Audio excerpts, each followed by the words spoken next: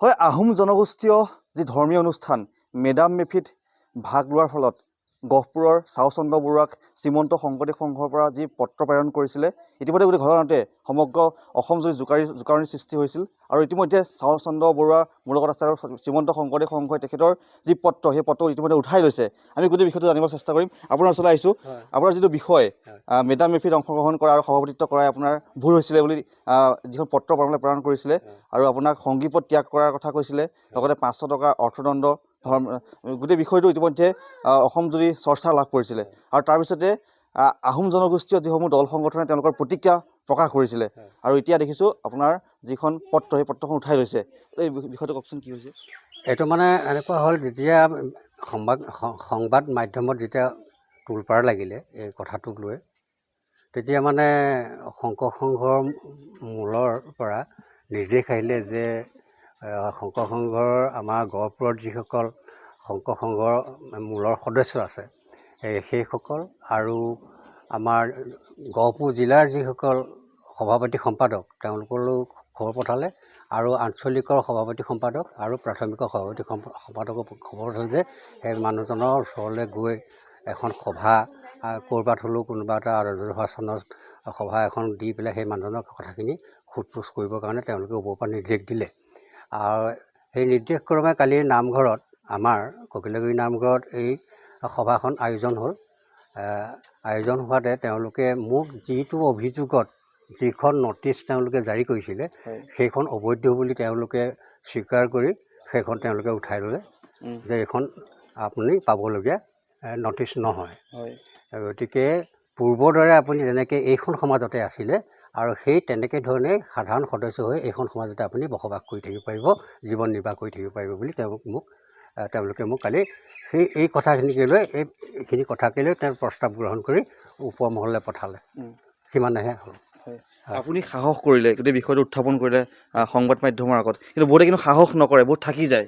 থাকি গ'লে নহ'ব নহয়, কাৰণ মোৰ নিচিনা বহুত ব্যক্তি আছে তেনেধৰণে ধৰ্মদণ্ড অৰ্থদণ্ড লৈ মানুহবিলাকে মানে সেইটো কথা কৰিব নালাগে আচলতে।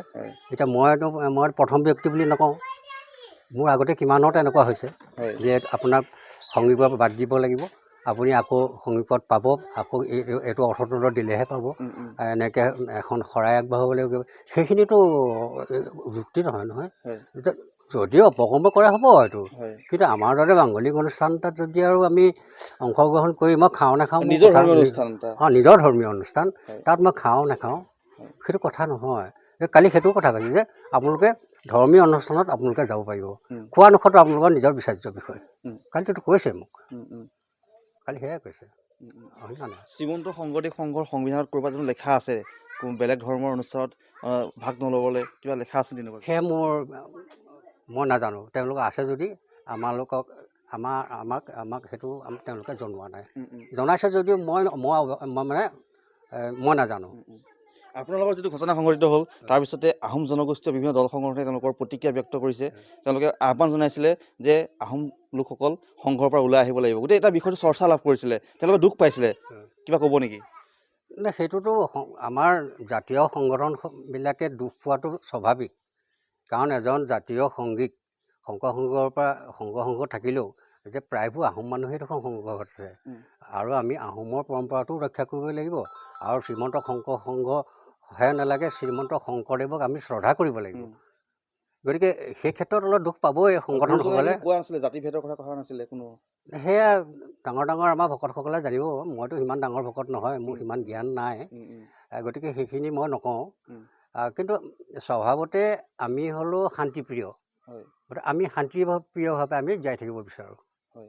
নিশ্চয় অত্যন্ত গুৰুত্বপূৰ্ণ। আৰু এয়া আছিলে চাওচন্দ্ৰ বৰুৱা, আৰু ইতিমধ্যে গোটেই বিষয়টো চৰ্চা লাভ কৰিছিলে।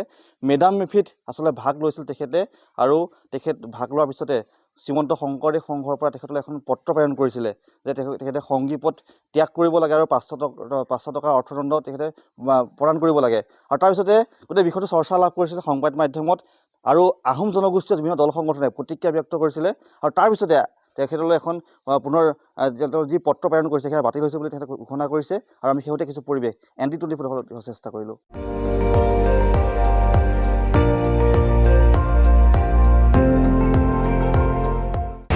আপুনি চাই আছে ND24 সৰ্বশ্ৰেষ্ঠ নহয় সৰ্বোত্তমৰ দৌৰত।